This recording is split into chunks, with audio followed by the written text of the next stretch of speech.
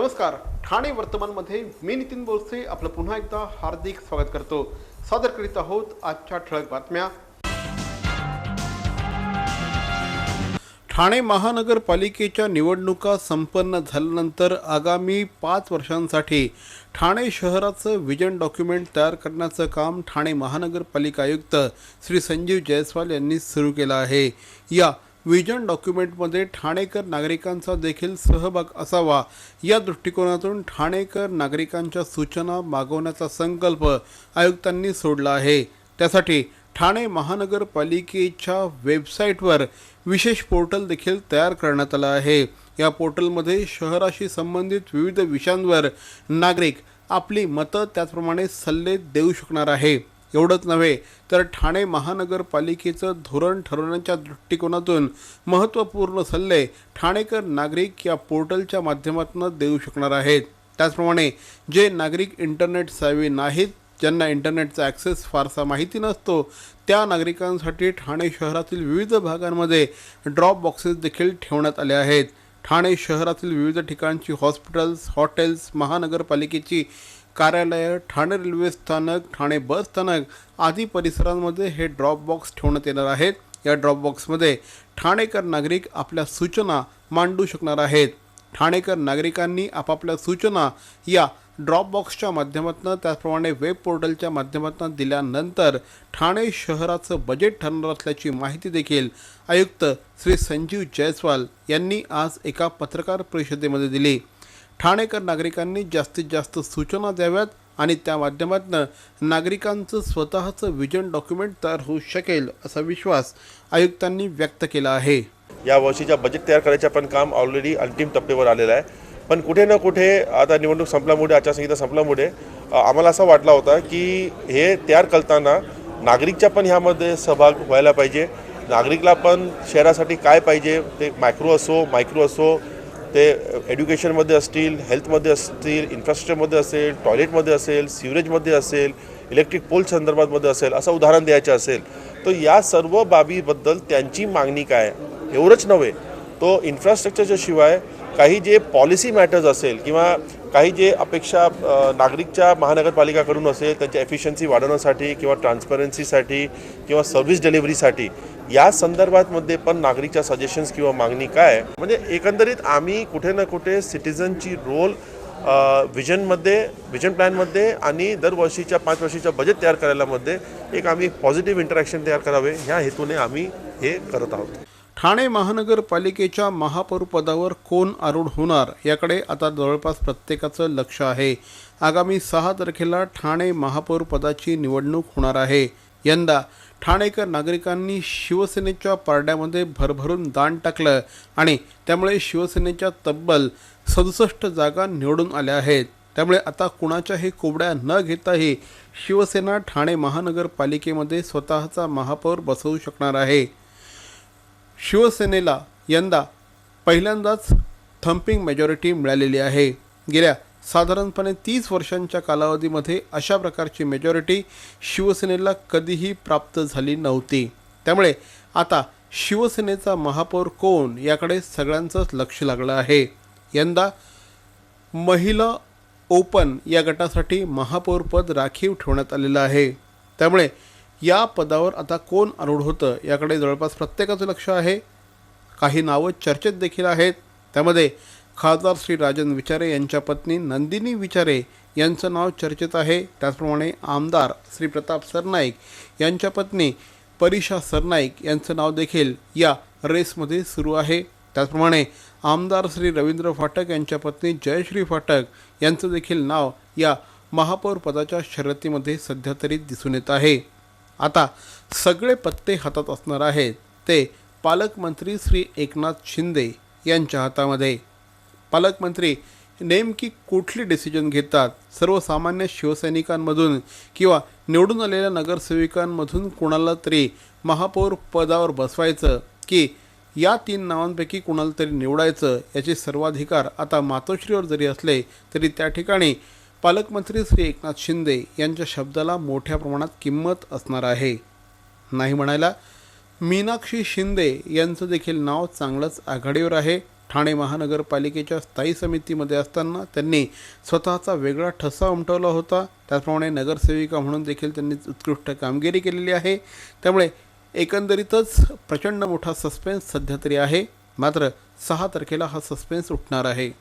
एकीकडे महापौर पदावर कोण बसणार यावरून सगळीकडे चर्चा सुरू असताना आता राष्ट्रवादी काँग्रेसमध्ये विरोधी पक्षनेते पदावरून रस्सीखेच सुरू झाली आहे. यंदा महिलेला विरोधी पक्षनेतेपद द्यावं अशा प्रकारची मागणी प्रमिलाताई केनी यांनी यापूर्वीच केली आहे. त्यामुळे एक प्रकारे विरोधी पक्षनेतेपदावर त्यांनी आपला दावा सांगितलेला आहे. तर दुसरीकडे अन्यही काही नावं चर्चेत आली आहेत. त्यामध्ये मुंब्रा परिसरातून शानू पठाण यांना विरोधी पक्षनेतेपद मिळावं अशा प्रकारची देखील मागणी पुढे आली आहे. या व्यतिरिक्त देखील अनेक नावं चर्चेत असणार आहे. माजी विरोधी पक्षनेते श्री नजीब मुल्ला, त्याचप्रमाणे आता पुन्हा ठाणे महानगरपालिकेमध्ये जे निवडून आले आहेत ते प्रकाश बर्डे यांच्यासह अनेक नावं या विषयात चर्चेत असतील. मात्र आमदार श्री जितेंद्र आव्हाड हे विरोधी पक्षनेतेपदाची माळ कुणाच्या गळ्यात घालतात हे बघणं औत्सुक्याचं ठरणार आहे. शिवसेना उपनेते श्री दशरथ पाटील यांना नगरसेवक श्री उमेश पाटील यांच्या वतीने वाढदिवसाच्या हार्दिक शुभेच्छा. दशरथ दादा, आप आगे बढ़ो, हम आपके साथ है. पुनश्च एकदा नगरसेवक श्री उमेश पाटील यांच्या वतीने शिवसेना उपनेते श्री दशरथ पाटील यांना वाढदिवसानिमित्त हार्दिक शुभेच्छा.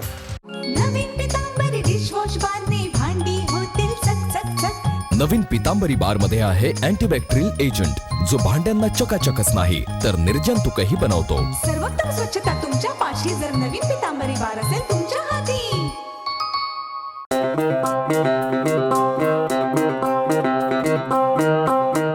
Zip your wallets, don't worry, money will travel swift and fast. Cause TJSB का नया है ये Magic Transapp app.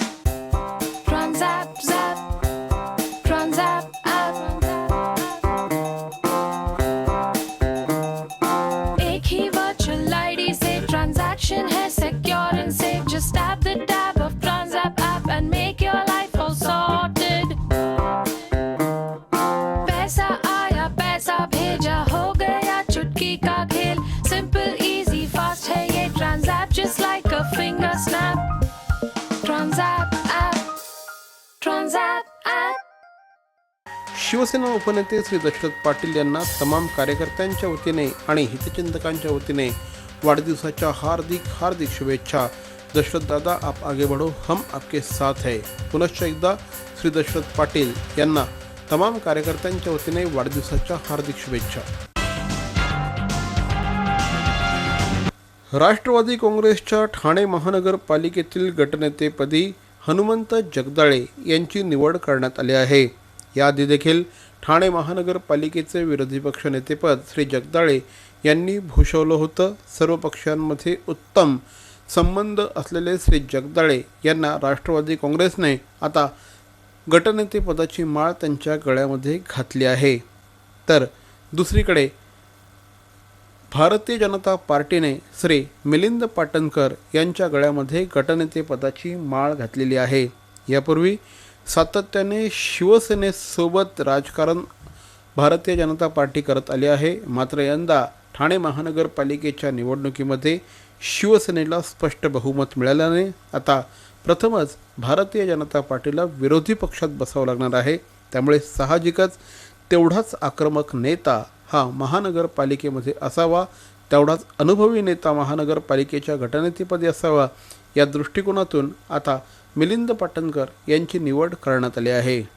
ठाणे शहरातील विविध ठिकाणच्या झोपडपट्टीधारकांना त्याचप्रमाणे व्यावसायिकांना महसूल खात्याच्या वतीने दंडात्मक रक्कमा भरण्याच्या नोटिसा प्राप्त झाल्या आहेत. ठाणे शहरातील असंख्य नागरिकांना अशा प्रकारच्या नोटिसा प्राप्त झाल्यानंतर त्यांचे अक्षरशः धाबे दणाणले आहे. यापूर्वी 50 वर्षांच्या इतिहासामध्ये अशा प्रकारच्या नोटिसा कधीही व्यावसायिकांना त्याचप्रमाणे झोपडीधारकांना प्राप्त झाल्या नव्हत्या. त्यामुळे या संदर्भात अन्याय्य धोरण महसूल विभागाच्या वतीने राबवण्यात येत आहे. या ठाणे शहरातील एकही नागरिक अशा प्रकारची दंडाची रक्कम भरणार नाही. राष्ट्रवादी काँग्रेस त्याविरोधात आंदोलनाची भूमिका घेईल, प्रसंगी महसूल खात्याच्या विरोधामध्ये मोर्चे काढले जातील, अशा प्रकारचा इशारा आमदार श्री जितेंद्र आव्हाड यांनी दिला आहे. नॅचरल जस्टिस असं म्हणतं की तुम्ही जर एकदा नोटीस दिली असेल आणि त्या माणसाने त्या नोटीसचं म्हणजे फुलफिलमेंट केली नसेल, त्यांनी ते पूर्ण त्या नोटीसमध्ये जे लिहिलं आहे त्याचं पूर्णपणाने दुर्लक्ष केलं असेल, तर तुम्ही त्यांना दंड करू शकता, त्यांना कारवाई करू शकता. हे तुघलकी कारभार आहे. काही कारण न देता तुम्हाला पूर्वी असं करण्यात आलं, तुम्ही पूर्वी हे केलं नाही म्हणून आता हे करतो, अजिबात स्वीकारणार नाही. आम्ही सरकारशी 2 हात करायला तयार आहोत. महसूल अधिकाऱ्यांनी कुठेही जाऊन जर दादागिरी केली तर त्याचे उलटे परिणाम भोगावे लागतील. आम्ही कुठलाही ठाण्यातला माणूस, गोरगरीब माणूस हा एकही रुपया अशा तुघलकी कारवाईला बळी न पडता भरणार. बॅरॉन मेल स्टुडिओचा लग्नसराई धमाका 50% महासेल. किती?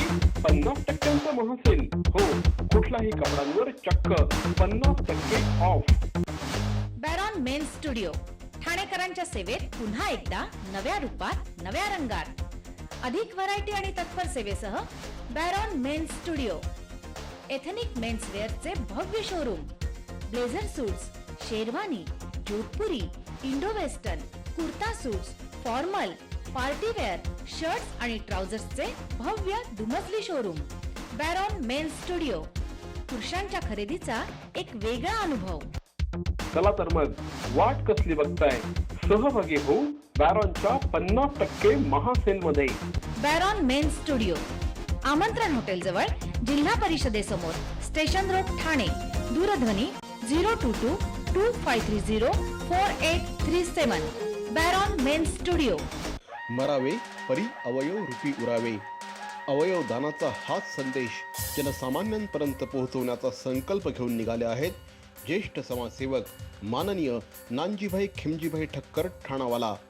त्याचसाठी काढण्यात आली एक भव्य दिव्य रॅली. अवयव दानासाठी सुरू आहेत ठिकठिकाणी जनजागृती सभा.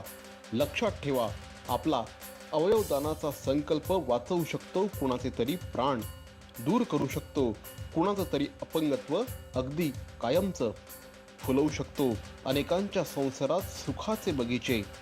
अवयवदानाच्या या महायज्ञात सहभागी व्हा.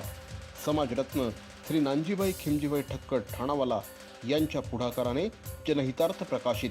अहो, आपण आपलं घर स्वच्छ, सुंदर, नेटनेटकं ठेवतो ना, मग आपण आपल्या शहराच्या बाबतीत उदासीन का? आपलं शहर स्वच्छ, सुंदर आणि नेटनेटकं ठेवणं ही आपली जबाबदारी आहे, हो ना? मग उचला फोन आणि विना परवाना होर्डिंग्स, बॅनर्स कुठे दिसले तर 1800-222-108 या टोल फ्री क्रमांकावर कळवा किंवा 75069464155 या भ्रमणध्वनीद्वारे आपली तक्रार नोंदवा किंवा महापालिकेने तयार केलेल्या स्टार ग्रेड ॲप्लिकेशनद्वारे आपली तक्रार नोंदवा.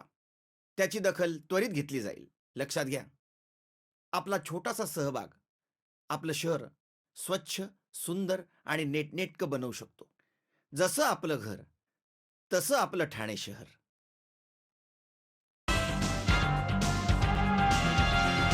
ठाणे शहरातील कळवा पुलावर काल सायंकाळच्या सुमारास एका ओमनी व्हॅनने अचानक पेट घेतल्याने मोठ्या प्रमाणात खळबळ माजली होती. हा संपूर्ण अपघात एवढा भयंकर होता की कितीतरी वेळ ही ओमनी व्हॅन अक्षरशः जळत होती. त्यानंतर ठाणे महानगरपालिकेच्या अग्निशमन दलाने घटनास्थळी धाव घेतली आणि हा संपूर्ण प्रकार आटोक्यात आणला. शॉर्ट सर्किटमुळे ही आग लागली असावी अशा प्रकारचा प्राथमिक अंदाज व्यक्त करण्यात येत आहे. मात्र या घटनेने या परिसरामध्ये मोठ्या प्रमाणात खळबळ माजली होती. विशेष म्हणजे या ओमनी व्हॅनचं ओनर कोण आहे, मालक कोण आहे याची अद्यापही माहिती मिळाली नाही. शिवसेना उपनेते श्री दशरथ पाटील यांचा वाढदिवस आज अतिशय उत्साहाने साजरा करण्यात आला. श्री दशरथ पाटील यांनी समाजवादी विचारसरणीतून आपल्या राजकारणाला सुरुवात केली. मधु दंडवते, SM जोशी, त्याचप्रमाणे अनेक मान्यवरांच्या हाताखाली काम करत करत समाजवादी विचाराने प्रेरित होऊन श्री दशरथ पाटील यांनी स्वतःच्या राजकारणाला एक प्रकारची सामाजिक दिशा दिली आणि त्या माध्यमातून खारेगाव परिसरात, कळवा परिसरात अनेक महत्त्वपूर्ण संस्था उभारणीमध्ये श्री दशरथ पाटील यांचा मोलाचा वाटा आहे. श्री दशरथ पाटील यांनी काही काळ राष्ट्रवादी काँग्रेसमध्ये देखील काम केलं, मात्र तिथे मन न रमल्याने शिवसेनेमध्ये श्री दशरथ पाटील हे दाखल झाले. आता शिवसेनेमध्ये उपनेते पदासारखं महत्त्वाचं पद त्यांच्या वाट्याला आलेलं आहे आणि या पदाच्या माध्यमातून शिवसैनिकांचा विचार हा दूरपर्यंत पोहोचवण्याचा आपला मानस असल्याचं श्री दशरथ पाटील यांनी सांगितलं. श्री पाटील यांना वाढदिवसानिमित्त शुभेच्छा देण्यासाठी आज सकाळपासूनच कार्यकर्त्यांनी एकच गर्दी केल्याचं चित्र बघायला मिळालं. तर मंडळी, या होत्या आजच्या ठळक बातम्या. आमचा पत्ता ठाणे वर्तमान, Dadoji Konde stadium, shop number 16, Khatan road, Thane पश्चिम. दूरध्वनी क्रमांक 9820939420.